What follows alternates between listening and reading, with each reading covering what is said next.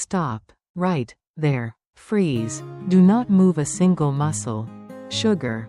Put that yellow sponge down on the counter. Slowly, very slowly, take your hand away from the bottle of dish soap. Oh, mercy. My heart is pounding in my chest like a hammer inside a tin can.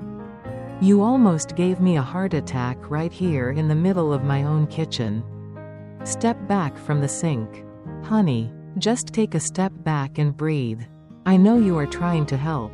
I know you saw a dirty pan and your instinct was to scrub it until it sparkled. That is how you were raised.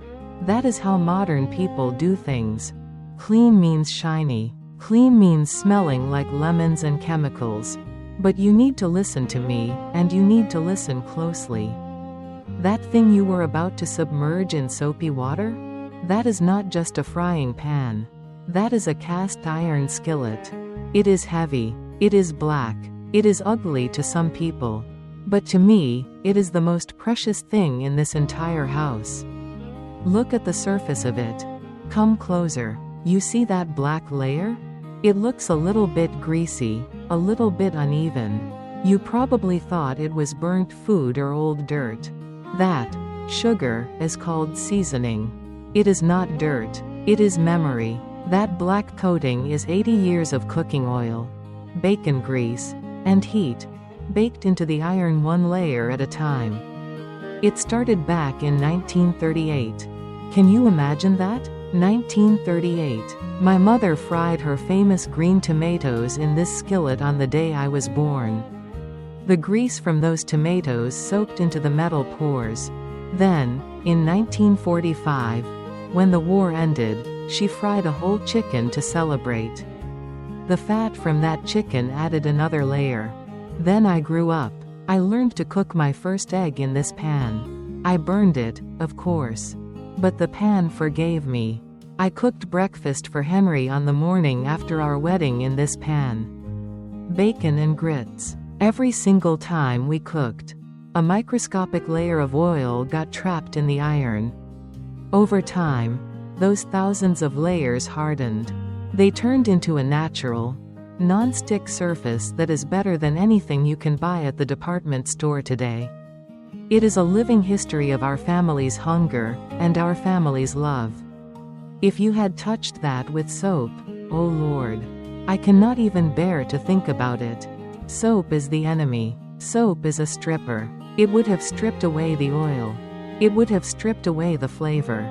It would have stripped away 80 years of hard work in 10 seconds. You would have been scrubbing away my mother's Sunday dinners. You would have been scrubbing away the pancakes I made for my children. You would have turned this beautiful, seasoned antique into a piece of raw, gray, useless metal. That would be a sin. Sugar. A terrible, unforgivable sin. In the South, we have a saying. You can insult a woman's hair. You can even insult her driving. But you never, ever, touch her cast iron skillet with soap. So, let's just calm down. I am not mad at you. You did not know, but now you know. This skillet has a soul. It has a personality. And right now, it is probably terrified because you came at it with a scouring pad. Let me show you how we treat it. We treat it like a respected elder. We do not scrub it raw. We wipe it gently. We respect the scars. We respect the layers. Because in this life, sugar, we spend so much time trying to erase things. We try to erase our wrinkles. We try to erase our mistakes. We try to sanitize everything. But this skillet teaches us something different. It teaches us that the buildup, the residue of life, the things that stick to us over the years, are actually what make us strong. They are what make us useful. Without that black layer, this iron would rust. It would turn orange and brittle and fall apart. The seasoning protects it, just like our memories protect us. So, please, hand me that paper towel. And let's apologize to the skillet for scaring it half to death. Let me tell you where this heavy piece of metal came from. Hold it for a second. Put 2 hands underneath it. Feel that weight? It weighs 8 pounds and 4 ounces. I weighed it once on the bathroom scale. It feels like you are holding a dense rock, or a small anchor. My daddy bought this skillet for my mama in the winter of 1938. He walked into Miller's hardware store downtown. It was a cold day, and he had just gotten paid from his job at the lumber yard. He paid $2.50 for this skillet. Now, sugar. I know $2.50 sounds like pocket change to you today. You spend more than that on a cup of coffee. But in 1938, $2.50 was a lot of money. It was a whole day's wage for a working man. It was a sacrifice. He could have bought a new shirt. He could have bought a bottle of whiskey. But he bought this, because he knew it would feed his family forever. The man at the store told him, "This iron will outlive you, and it will outlive your children." And he was right. But the true test of this skillet came many years later. It was the summer of 1974. I remember the date exactly. It was July the 12th, 1974. I was frying catfish for supper. The grease was popping hot. The phone rang in the hallway. I stepped away for just 1 minute to answer it. That was my mistake. Never turn your back on hot grease, sugar. Never. When I came back, the kitchen was an inferno. The flames were licking up the cabinets. The curtains over the sink were gone, turned into black ash floating in the air. The smoke was so thick and black I could not see my own hand in front of my face. I grabbed the kids and we ran out into the yard. We stood there, watching the firemen break down the door with their axes. It took them 2 hours to put it out. When it was over, my kitchen was destroyed.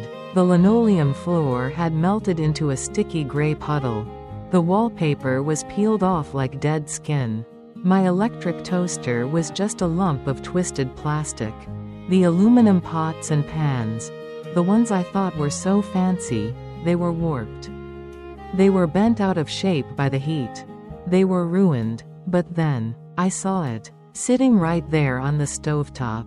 In the middle of the wreckage, covered in soot and white foam from the fire extinguishers. The cast iron skillet. It had not melted. It had not warped. It had not cracked. It was sitting there, black and stoic, as if nothing had happened. I waited for it to cool down. I picked it up. It was heavy, just like always. I took it to the hose in the backyard. I washed off the soot. I scrubbed off the melted plastic that had dripped onto the handle. And do you know what happened? Underneath the ash, the iron was perfect. In fact, the intense heat of the fire had actually made it stronger. It had baked the seasoning in even deeper. That night, we did not have a kitchen. We did not have a table. But we made a fire in the backyard. I put this skillet on a grate over the open flame. And I cooked eggs for my children. We sat there in the dark, smelling the smoke from our house, eating eggs out of this pan. And that is when I understood. This is not just cookware. This is a survivor. It taught me that life is going to put you in the fire sometimes. There will be days when your world burns down around you. There will be days when the heat is so high you think you are going to melt.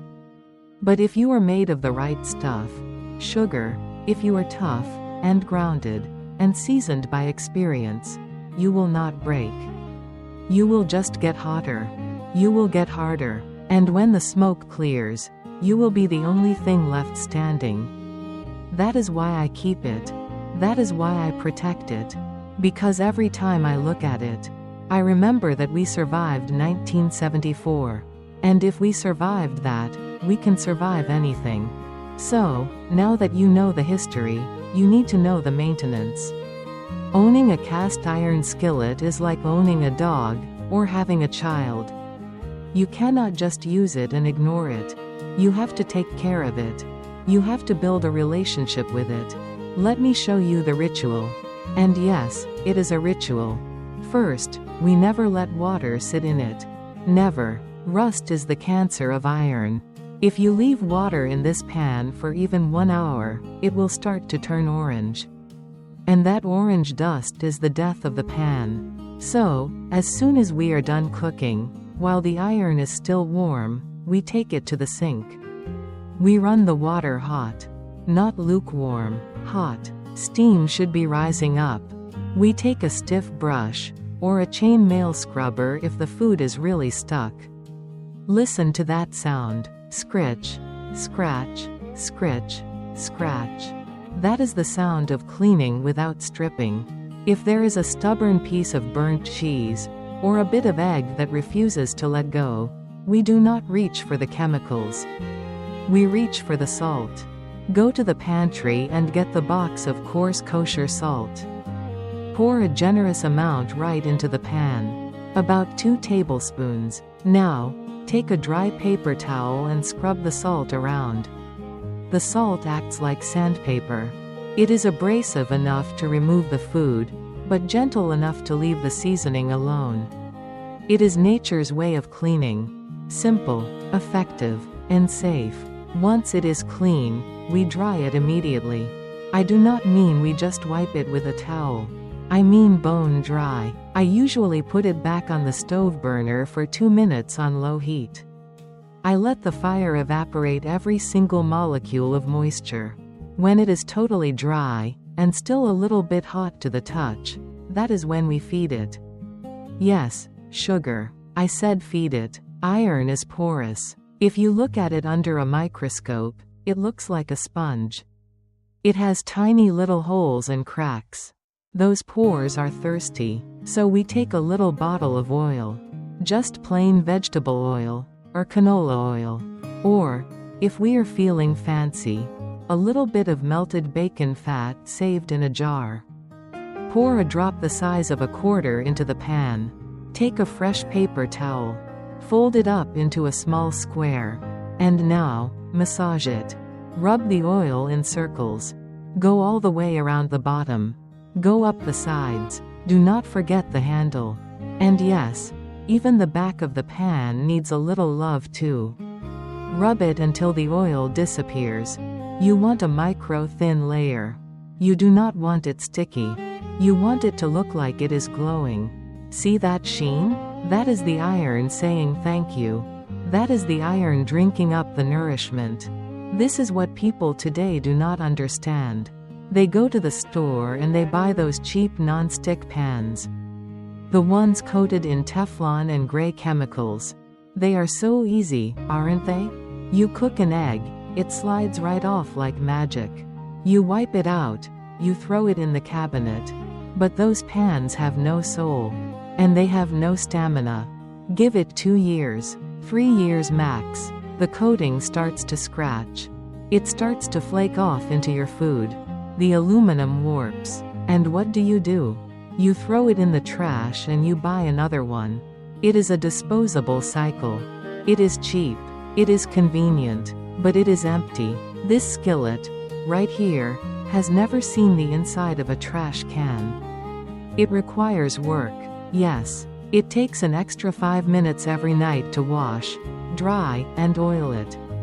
But that is the price of permanence. In a world where everything is made to be broken and replaced, this is something that refuses to die. But it only lives if you serve it. So, take the towel. Go ahead, rub the oil in. Feel the heat of the metal through the paper. You are not just cleaning a dish. Sugar. You are preserving a legacy.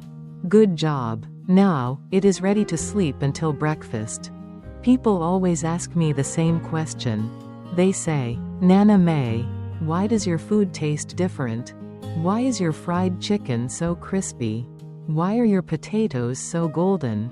And mostly, why is your cornbread better than anything I can make in my fancy oven? They ask me for the recipe. They take out their little notebooks and pens. They write down 2 cups of cornmeal, 1 cup of buttermilk, 1 egg, a pinch of baking soda. They go home. They follow the instructions exactly. They measure everything down to the gram. But then they come back to me a week later. and they look disappointed. They say, "Nana, I made it, but it did not taste like yours. It was good, but it was missing something." I just smile at them. I tell them, "Sugar. The secret is not in the mixing bowl. The secret is in the skillet." You see, when you pour batter into a cold glass dish, or a thin aluminum tin, it just bakes. It gets hot, and it cooks. That is simple chemistry. But when you pour batter into this cast iron skillet, something magical happens. First, we preheat the skillet in the oven until it is 400 degrees. Screaming hot. Then, we drop a knob of butter in. Sizzle. It melts instantly. Then we pour in the batter. Hiss. Listen to that sound. That is the sound of the crust forming instantly. The intense heat of the heavy iron sears the outside of the bread before the inside even knows it is in the oven. That creates that dark, golden brown, crunchy crust that you love so much. But it is more than just heat. Remember those 80 years of seasoning I told you about?